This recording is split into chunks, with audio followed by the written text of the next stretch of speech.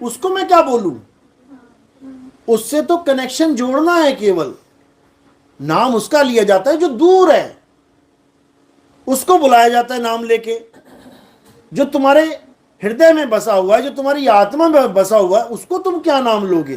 कभी अपना भी नाम लेना पड़ता है? क्या तुमने कभी अपना नाम लिया है? तुम सारी दुनिया के नाम ले लेते हो पूरे दिन में। आपने आज तक अपना नाम नहीं लिया होगा। क्यों? क्योंकि तुम ही तो हो, तुम ही हो, अपना नाम कौन लेगा? इसी प्रकार परमात्मा भी कोई और नहीं है, आप ही का असली स्वरूप परमात्मा है और आपका अज्ञान स्वरूप जीवात्मा है। बस इतनी सी बात है। सोई जाने जेहू देई जनाई, और जानत तुम ही होई जाई। ये बोलते तो सारे हैं लेकिन इसको समझ नहीं पाते। सोई जाने कहते वो जान सकता है परमात्मा को, जिहू देव जनाई, जिसको परमात्मा खुद जनवा दे। और जानत तुम ही, यानी उसको जानने के बाद तुम ही होई जाई। उसको जानने के बाद मैं वो ही हो जाता हूं, क्योंकि वो और मैं दो है ही नहीं, है ही नहीं।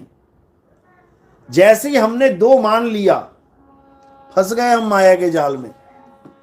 इसीलिए कबीर साहब ने कहा कि सत्य स्वरूपी नाम साहिब का, सो निज नाम हमारा। यानी परमात्मा का जो असली नाम है और जो हमारा असली नाम है, एक ही है। परमात्मा का जो असली स्वरूप है और हमारा जो असली स्वरूप है, एक ही है। लेकिन उन दोनों को कैसे जानेंगे? गुरु के द्वारा। और जब गुरु मिलेगा तो क्या करेगा? आत्मा परमात्मा एक को करे। जो हमारे जीवन में ये दो शब्द लगे हैं ना, आत्मा परमात्मा, आत्मा परम, कहते दोनों को एक कर देगा। आत्मा परमात्मा एक को करे, अंतर की दुविधा अंतर मरे। यानी जो दोनों में अंतर करके बैठे हैं हम, कहते हैं उसका खात्मा कर देगा वो गुरु, उसको खत्म कर देगा। यानी दो से एक कर देगा आपको। यही कबीर साहब समझा रहे हैं। क्या कह रहे हैं? अब तो जाए चढ़े सिंहासन, मिले हैं सारंग पानी, और राम कबीरा एक भय है, कोई ना सके पहचानी। यानी वो ऐसा कर देगा हमें कि हम और वो दो रह ही नहीं सकते। गंगा नदी और समुद्र में जो फर्क है वो कब खत्म होता है? जब नदी, गंगा नदी समुद्र में जाके गिर जाती है। जब समुद्र में गिर गई, अब बताओ उसको गंगा कौन कहेगा? अब समुद्र में गिरने के बाद वो समुद्र ही हो गई। यानी दो का भाव खत्म हो गया, अब वो एक ही एक है। तो हमने क्या करना है? हमने अब उसको जानना है जिसको हमने आज तक नहीं जाना। किसको?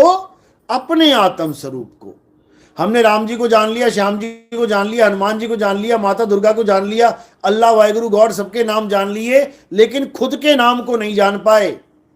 इसलिए बाबा नानक समझा रहे हैं, कहे नानक ये तेरी वडियाई, और कोई नाम न जाने मेरा। कहते मुझे सारे गुरु मिल गए, भगवानों का, अल्लाह वाहिगुरु का नाम जनवाने वाले सारे मिल गए, लेकिन कोई ऐसा नहीं मिला जो मेरा नाम जानता हो। सब मुझे नानक नानक कह रहे हैं। अरे नानक तो इस काया का नाम है। ये काया पैदा हुई तो काया को देख के मेरा नाम रख दिया नानक। अब मेरी बहन पैदा हुई, काया, लड़की का शरीर था, तो नाम क्या रख दिया? नानकी। मुझे नानक और इसको नानकी बना दिया काया को देख के। जबकि ना मैं काया और ना वो काया। हम कौन हैं? जीवात्मा। हम जीवात्मा हैं, हम काया नहीं है। काया तो जीवात्मा की वजह से जीवित है। जीव, उसकी वजह से ही नाम रखा है जीवित, यानी जीव इतः, यानी जीव है। जीव है तो जीवित है। और जब जीव निकल गया काया से, अब क्या बोलेंगे उसको? निर्जीव। यानी अब इसमें जीव नहीं है। तो मैं कौन हूं? मैं जीव हूं। और जीव क्या है? अमर अविनाशी है। ईश्वर अंश जीव अविनाशी। तो जब मैं अविनाशी हूं तो मेरा नाम नानक रख दिया इन्होंने, तो किसको देख के रखा? नाशवान देह को देख के रखा। यानी ये नानक किसको मान रहे हैं? इस देही को मान रहे हैं। जबकि नानक कौन है? अविनाशी जीव है। और नानकी कौन है? अविनाशी जीव है। दोनों अविनाशी हैं, लेकिन शरीर के माध्यम से दोनों को अलग अलग कर दिया गया। अब क्या करना है? अब ऐसा गुरु हमें मिल जाए जो हमें जीव से पीव होना सिखा दे। बहुबंधन में बांधे एक बेचारा जीव, और केवल छूटे आपने जो न छुड़ाए पीव। अब परमात्मा क्या करता है? जिसके हम सब जीव हैं, ये हमें रास्ता बता देता है वापस घर आने का। जैसे हम जुदा हुए वैसे ही एक होने का। यानी सूरज से जो किरणें निकली धरती पे पड़ी, अब सूरज ही उन किरणों को बता रहा है कि कैसे वापस आना है। जो जो किरण चली जाएगी वापस, वो इस संसार में दोबारा नहीं दिखेगी, उसको मुक्त हो जाना कहते हैं। और अगर कोई किरण वापस आ रही है बार बार जन्म मरण में, इसका मतलब वो बंधन में है। तो जैसे विष्णु जी देखो अलग अलग रूप धारण करके आ रहे हैं। मत्स्य अवतार हुआ, कुरुम अवतार हुआ, बराह अवतार हुआ, राम जी, कृष्ण जी, ये बार बार आ रहे हैं संसार में। तो इसका मतलब क्या हुआ? इसका मतलब बंधन में हैं। आ रहे हैं तभी तो आ रहे हैं, निर्बंध नहीं है। निर्बंध कौन है? जो कभी वापस आए ही ना, जो सदा सदा के लिए मुक्त हो जाए, उसको कहते हैं निर्बंध। ब्रह्मा विष्णु महेश भी निर्बंध नहीं है। कारण क्या है? क्योंकि इस संसार का सारा काम उनको मिला हुआ है।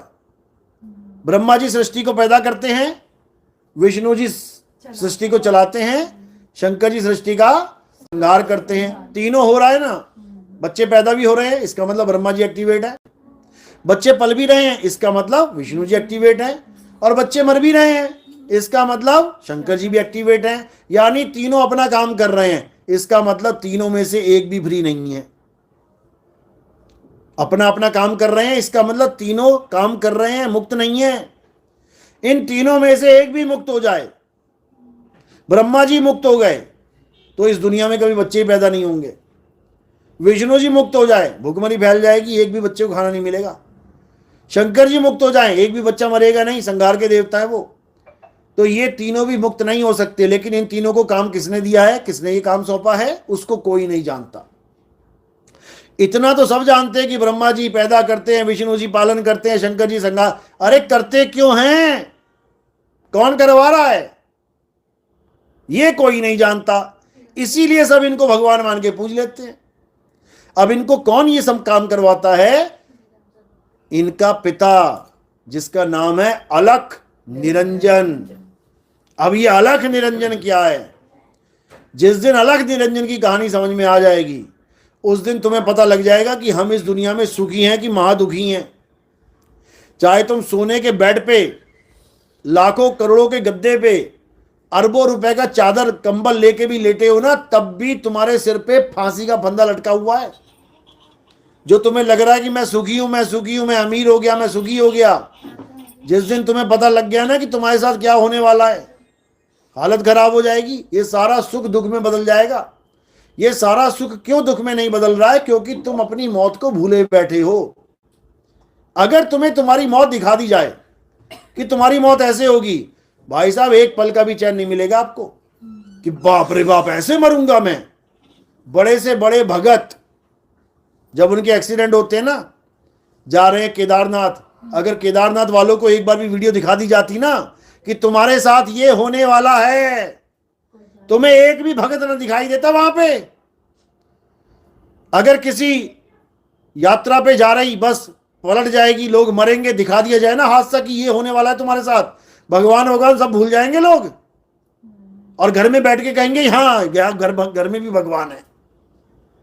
अगर तुम्हें दिखा दिया जाता कि जो आज कहते हैं 144 साल के बाद ये कुंभ का मेला लगा है, अगर तुम्हें दिखा दिया जाता कि ऐसी भगदड़ होगी, इतने लोग मर जाएंगे, भाई साहब तुम्हारा आता पता ना होता कभी कि तुम वहां चली भी जाओ।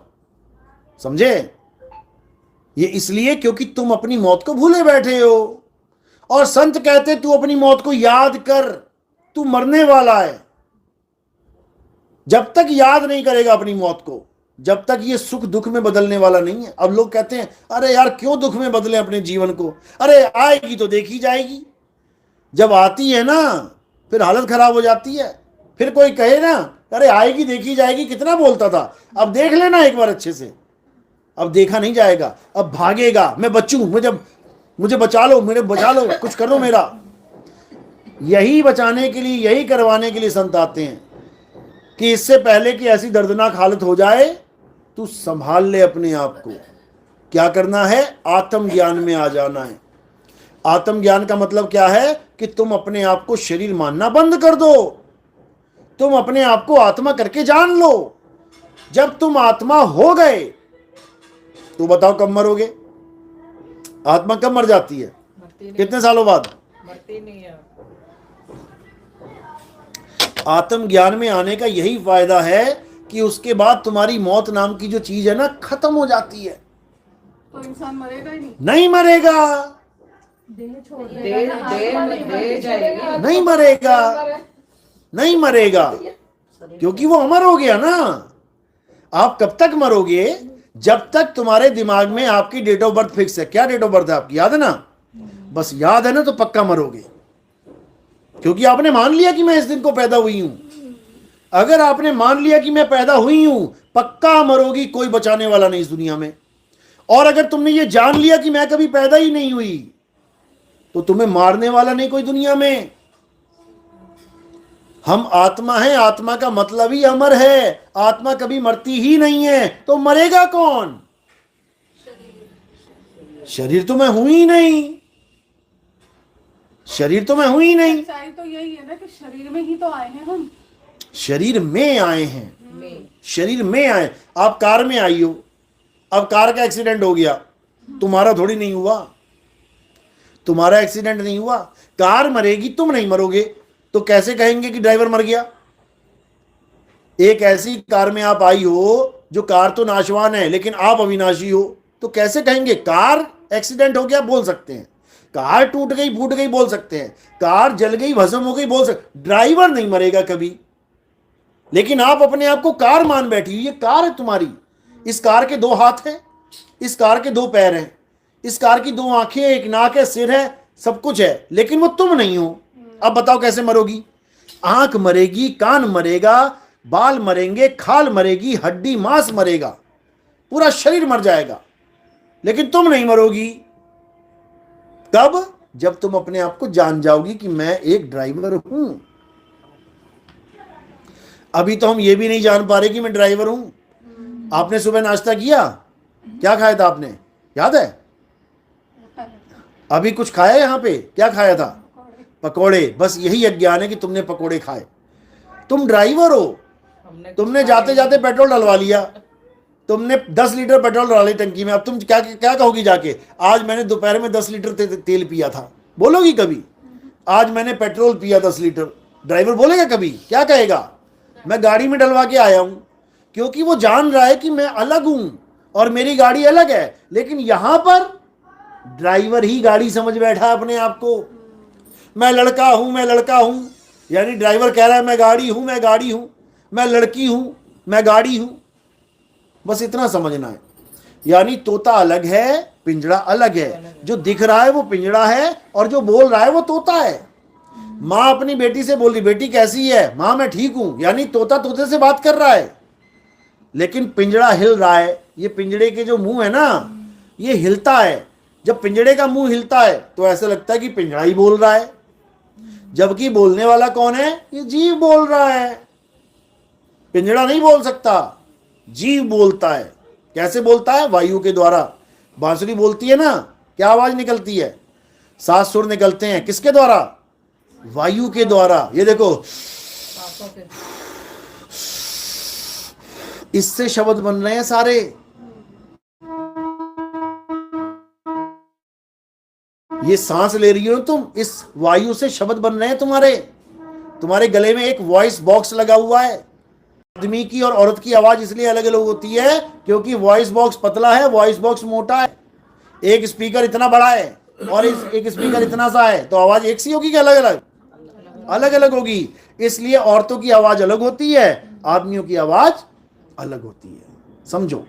लेकिन आवाज स्पीकर की नहीं है, जो बोल रहा है स्पीकर में उसकी आवाज है। यानी जी वही बोलता है वायु के द्वारा, समझे? तो बोलनहार कोई और है और बोल किसी और के द्वारा निकल रहे हैं। तो काया को कभी नहीं सोचना है कि मैं काया हूं, हम आत्मा हैं। बीच में एक कड़ी और जुड़ी है, उसको मन कहते हैं। तन, आत्मा और मन। अब ये मन क्या है? ये जीव से ताकत लेता है, ये जीव से ताकत लेता है और ये कुछ भी बोल देता है। जैसे कोई भगत है, उसके मुंह से गाली निकल गई, अब उसको बाकी पूछ रहे, अरे गाली कैसे निकाल तुमने? अरे यार मन में गाली आ गई, मैं रोक नहीं पाया, निकल गई। यानी कि बीच में कोई और भी बैठा हुआ है जो तुम्हारी ताकत को अच्छा या बुरा करके पेश कर देगा। ये कौन है? मन। इसीलिए इसको वक्ता बोल दिया संतों ने। संतो तन खोजा मन पाया, मन ही श्रोता मन ही वक्ता मन ही निरंजन राया।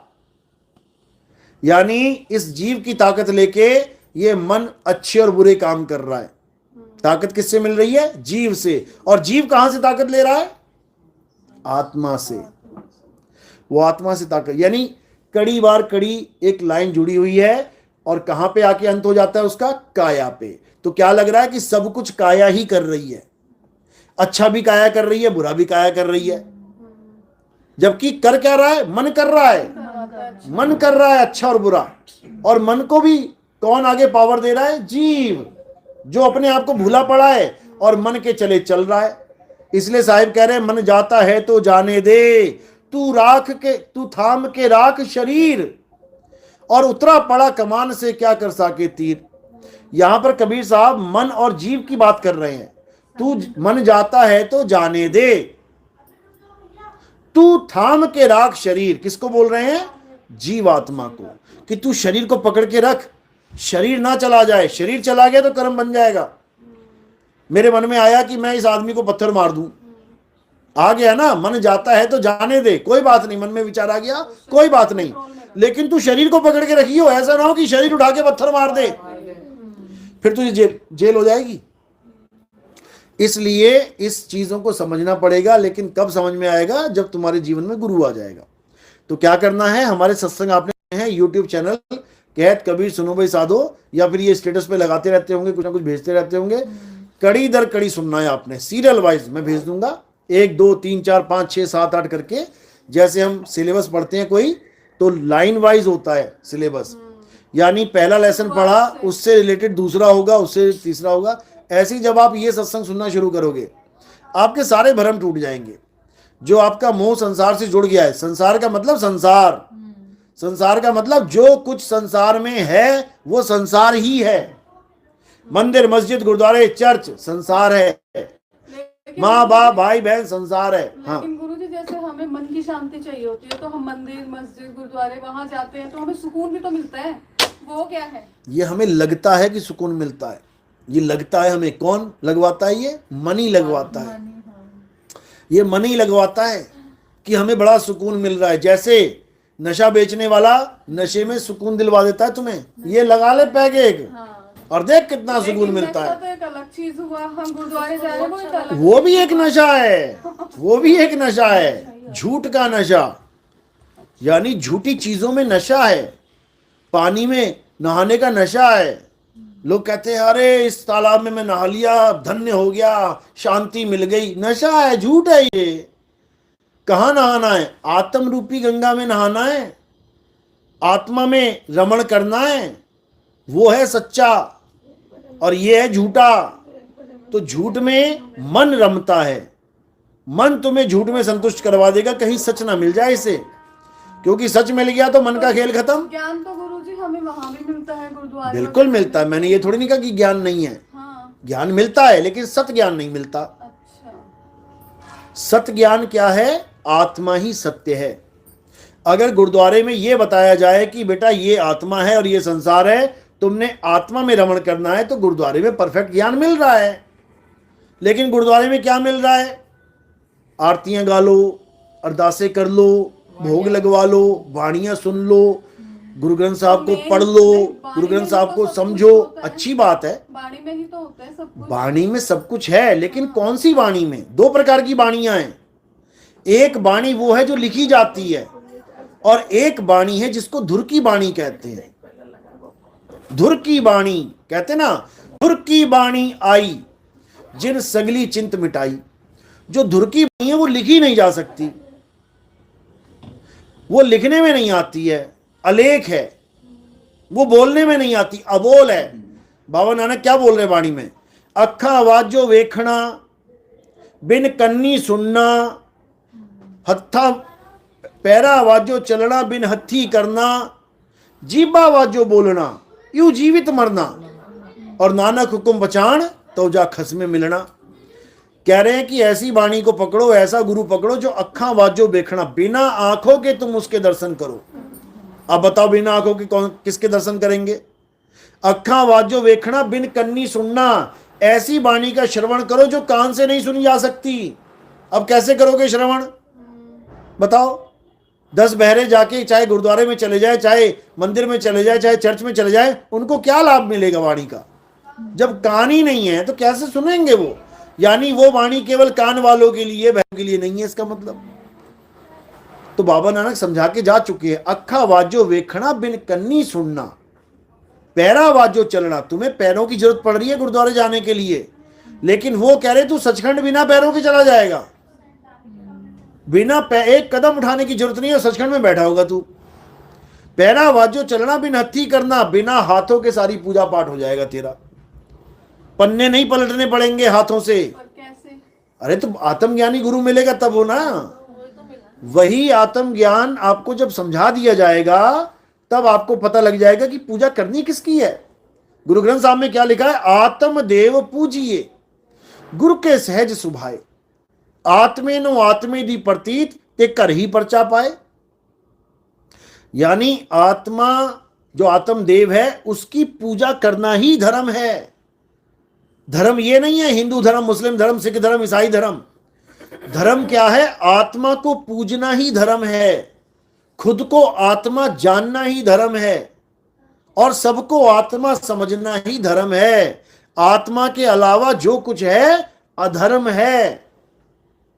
बस इतना ही करना है। धर्म का मतलब होता है धारण करना। किसको धारण करना है? आत्मज्ञान को धारण करना है, इसी को धर्म कहते हैं। इसके अलावा सब अज्ञान है। मंदिर, मस्जिद, गुरुद्वारे जाना कोई बुरा नहीं है, जैसे एलकेजी यूकेजी जाना कोई बुरी बात नहीं है। लेकिन कहो कि एलकेजी में बैठा बैठा डॉक्टर बन जाऊं, एलकेजी में बैठा मैं इंजीनियर बन जाऊं, तो नहीं, ऐसा नहीं हो सकता। यानी तुम्हारी शुरुआत के लिए गुरुद्वारा बेस्ट है, भगवान की शुरुआत के लिए मंदिर बेस्ट है, अल्लाह की शुरुआत के लिए मस्जिद बेस्ट है, गॉड की शुरुआत के लिए चर्च बेस्ट है। लेकिन कब तक? जब तक तुम्हें आत्मज्ञानी गुरु नहीं मिल गया, तब तक बेस्ट है। जब आत्मज्ञानी गुरु मिल गया तो सारी क्लासें छूट जाएंगी। जब हम कॉलेज में जाते हैं तो 5वीं 7वीं 10वीं 12वीं सब छूट जाती है, दोबारा कभी जाते नहीं 12वीं में। क्यों नहीं गए वहां पे? जबकि हमारा ही गुरु था वहां पे, वो सिलेबस कंप्लीट हो गया, अब आगे का गुरु जाइए। आगे का गुरु मिल गया तो पुराने वाले गुरु से रिश्ता नहीं टूट गया, लेकिन उनका सिलेबस छूट गया। राम जी से नफरत थोड़ी नहीं करनी है, कृष्ण जी से नफरत थोड़ी नहीं करनी है, किसी बाबा नानक से या किसी से नफरत थोड़ी नहीं करनी है। सबको आत्मा जान लो, खेल खत्म हो जाएगा। यानी फिर तुम्हें किसी शरीर की पूजा करने की जरूरत नहीं पड़ेगी।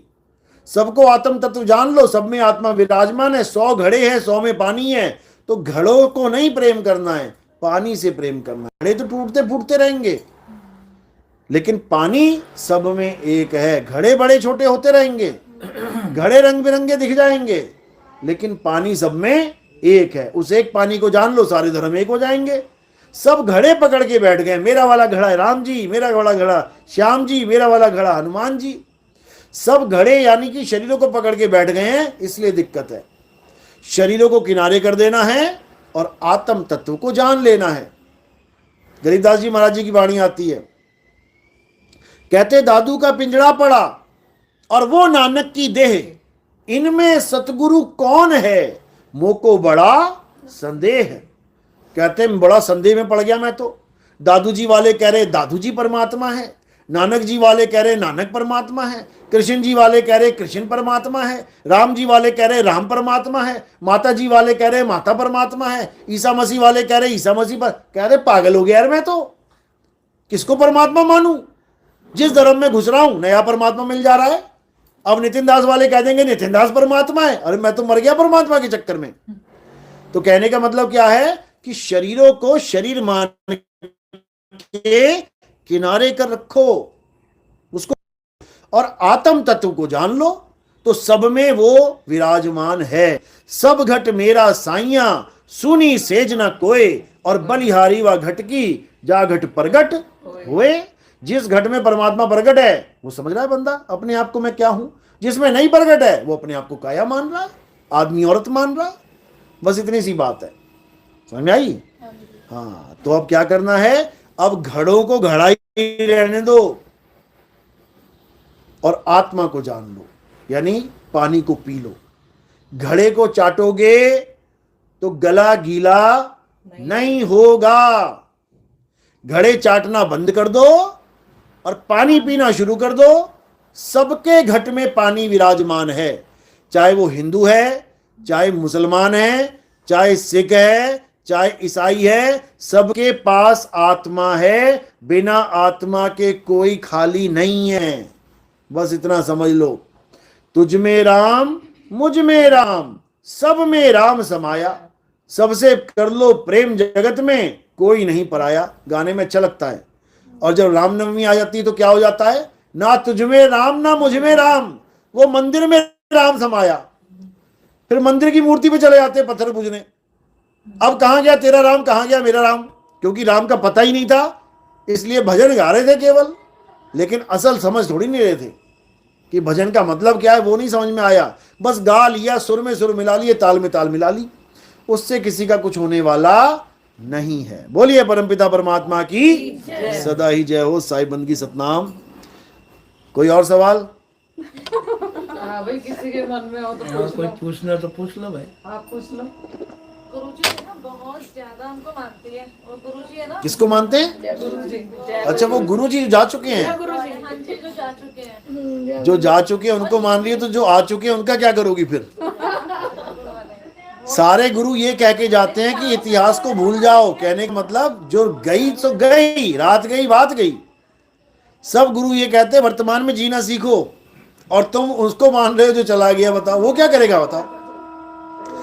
जो डॉक्टर ऑपरेशन करता था, बढ़िया करता था, ठीक है, अच्छा करता था, वो चला गया छोड़ के, उसकी फोटो लग गई वहां पे हॉस्पिटल में। आत्मा तो उनकी भी है ना। अरे तो उनकी आत्मा को कैसे पकड़ोगी जब वही नहीं है? तो आत्मा कैसे है? पकड़ना थोड़ी, उनके वचन मानने हैं। उनके वचन क्या है बताओ? क्या वचन है उनके? क्या बोला उन्होंने? मुझे तो आज तक कोई वचन सुनाई नहीं दिया उनका। मुझे तो बस भजन सुनाई देते हैं। ये वाला भजन लगा दिया, वो वाला भजन लगा दिया, आगे फोटो रख दी, कहते इलायची बरस रही है, लौंग बरस रही है, तो हम लोग बोरा रख लेते हैं वहां पे। हम लोग वो शहद वहां पे बोरा रख लेते हैं।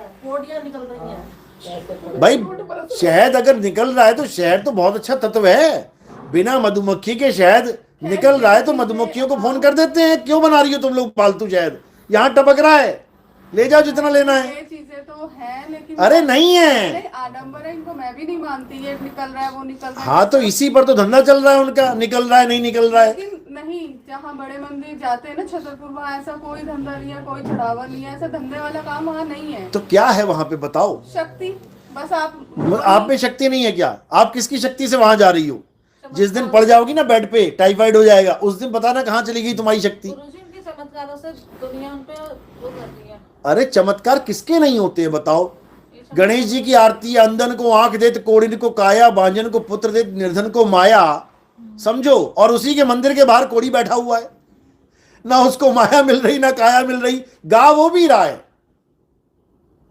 सोचो, तो ऐसा नहीं है कि तुम गुरुजी के साथ जुड़ गए तो तुम्हारे धंधे चल रहे हैं। ऐसे लोग दिखा दूंगा जो किसी गुरुजी को नहीं मानते हैं, लेकिन महाकरोड़पति हैं वो। फिर क्या करोगे? फिर गुरुजी फेल हो गए तुम्हारे। तुम गुरुजी को मान के करोड़पति नहीं बन पा रही हो, बिना माने अरबपति बना बैठा है। फिर तो उसको मान लो जिसको वो मान रहा है। अगर तुमने इसी के लिए गुरुजी को तो मानना है। नहीं नहीं, ये चीज तो यहाँ पे भी लागू होती है कि महापापी होते हैं उनके ऊपर भी माया बरस रही होती है। हाँ, तो यही वो तो मैं कह रहा हूं, यही तो मैं कह रहा हूं, क्योंकि हर काम का एक फल मिलता है, एक्शन का रिएक्शन। जो आज तुम्हें पापी लग रहा है वो पिछले जन्मों का महाभगत था। यही चीजें तो वहाँ पे जो मेरे गुरुजी है वहाँ पे भी तो यही सब बताया जाता है। अरे तो बताया जाता है, लेकिन आत्मा का ज्ञान थोड़ी नहीं समझाया जा रहा है। आगे का रास्ता, आगे का रास्ता क्या है? आज तुम पापी हो, आज तुम साधु बन गए, फिर पापी बन जाओगे, फिर साधु बन गए, फिर पापी। गधी गेड़ में पड़े रहे तुम। निकलने का रास्ता बताओ। तपो राज राजो नरकम, तपस्या करने से राज मिलता है, राज करने के बाद नरक मिलता है, नरक में तुम्हारे पाप धुल जाते हैं, तुम्हें फिर मौका मिलता है, तुम फिर भगवान की भक्ति करते हो, तपस्या करते हो, तुम्हें फिर उसका फल मिलता है, राजा बन जाते हो, तुम फिर नरक में चले जाते। तो गधी गेड़ में तो पड़े हैं। तप राज नरक, तप राज नरक, तप राज नरक, तरप। अरे इसको कैसे खत्म करें ये बताओ। अमीर से गरीब, गरीब से अमीर तो होना ही है, ये तो प्रकृति का नियम है। लड़कियों को मारा जाता था, दबाया जाता था, आज लड़कियां 2 मिनट में बंदे को दबा दें, ड्रम में घुसा दिया लड़कियों ने। तो ये प्रकृति का नियम है। आज सुई ऊपर दिख रही है, देख लेना नीचे दिखेगी थोड़ी देर में, फिर ऊपर दिखेगी, फिर नीचे दिखेगी, फिर ये तो नियम है उसका। ये घड़ी में से निकलूं कैसे? इस समय में से मैं निकलूं कैसे? समय से निकालने वाला गुरु सतगुरु होता है, समय में उलझाने वाला सतगुरु नहीं होता। ये लोग उलझाने वाले गुरुजी हैं, निकालने वाले गुरुजी नहीं है। मैं समय से बाहर कैसे निकलूं, मुझे ये बताओ। वो तो खुद समय में है, चले गए आगे, चले गए आगे। उसके साथ जोड़ो जो समय से परे है, जो काल से परे है, जिसको अकाल कहते हैं। इसीलिए कहते हैं सत श्री अकाल। अकाल यानी जो टाइम से बाहर है। जब तुम उससे जुड़ोगी तब तुम टाइम से बाहर निकलोगे, नहीं तो इसी टाइम ट्रेवलिंग में तुम्हारा जन्मों जन्म बीत जाएगा। समझो बात को। सत श्री अकाल है, ये तो गुरु नानक देव जी के ही वचन है। अरे तो गुरु नानक देव थोड़ी नहीं सत श्री अकाल, गुरु नानक देव तो उसकी महिमा गा रहे हैं कि सत श्री अकाल से जुड़ो, लेकिन लोग गुरु नानक देव से जुड़ गए हैं। इसीलिए बोलना पड़ा आदि अंत एको अवतारा, सोई गुरु समझो हमारा। और 10 गुरु तो तुम बना के बैठे हो। अब गुरु एक की महिमा चल रही है कि आदि अंत एको अवतारा, वो एक अवतार है जो आदि और अंत तक एक ही है। वो कौन है वो बताओ। तो वो कौन है? वो सत श्री अकाल है। उसी की भक्ति करनी है, किसी गुरुजी की भक्ति नहीं करनी है। गुरुजी की भक्ति करोगे तो गुरुजी जैसे आए और गए वैसे तुम भी आओ और गए में चली जाओगी। समझो, देही को सतगुरु कहे ते नर कहिए अंध, और रहे दुखी संसार में, और आगे जम के फंद। गुरुजी कभी उसको मानना ही नहीं जो शरीर है। जो लोग मुझे कहते हैं ना कि ये गुरुजी है, मैं कहता हूं मूर्ख हो तुम लोग एक नंबर के। जो तुम्हें समझा रहा है कि तुम शरीर नहीं हो, शरीर, तुम उसको शरीर बना दोगे। तुमसे बड़ा बेवकूफ नहीं है इस दुनिया में जो गुरु को शरीर मान लेता है। गुरु हमारी आत्मा, कहते हैं संत हमारी आत्मा, हम संतन के जीव। यानी ना तो गुरु शरीर है और ना ही तुम शरीर हो। गुरु आत्मा है और तुम जीव हो। अब तुम जीव क्या करोगे? गुरु जी से ज्ञान लेके तुम गुरु ही हो जाओगे, आत्मा ही हो जाओगे, तब बात बनेगी। इसीलिए बोला कीट न जाने भृंग को गुरु कर ले आप समान। तुम्हें जीव रहने नहीं देगा वो, क्योंकि जीव टाइम में फंसा हुआ है तो अमर। इसकी उम्र तो बियॉन्ड ऑफ टाइम है, क्योंकि अजर अमर अविनाशी है, लेकिन फंस गया है शरीर के चक्कर में, इसलिए टाइम ट्रेवलिंग कर रहा है, आ रहा है जा रहा है, आ रहा है जा रहा है। तो अब क्या करना है? अब इसका ध्यान शरीर से हटा के जो टाइम में फंसने का साधन है, क्या साधन है? समय में आने का शरीर। आपके गुरुजी आए, इतने से लेके इतने साल तक रहे, उसके बाद चले गए। टाइम ट्रेवलर है, आ रहे हैं जा रहे हैं। तो अब क्या करना है? शरीर से कनेक्शन तोड़ देना है। शरीर से जैसे ही कनेक्शन टूट गया, अब तुम समय में नहीं आ सकते। कब? जब शरीर से कनेक्शन छोड़ के आत्मा के साथ जुड़ जाओगे, सत श्री अकाल के साथ जुड़ जाओगे, तब तुम्हें काल यानी टाइम में आने की जरूरत नहीं पड़ेगी। और टाइम कितने प्रकार के हैं? वर्तमान काल, भूतकाल, भविष्य काल। इन तीनों काल में आप नहीं आओगे, आप काल से रहित हो जाओगे, इसको अकाल कहते हैं। तो जब ये ज्ञान हो जाएगा तो तुम्हारा बेड़ा पार हो जाएगा। नहीं तो गुरुजी करते जाओ और गर्भवास में फंसते जाओ, गर्भवास में आना पड़ेगा, हालत खराब हो जाएगी। चलो बोलिए परमपिता परमात्मा की।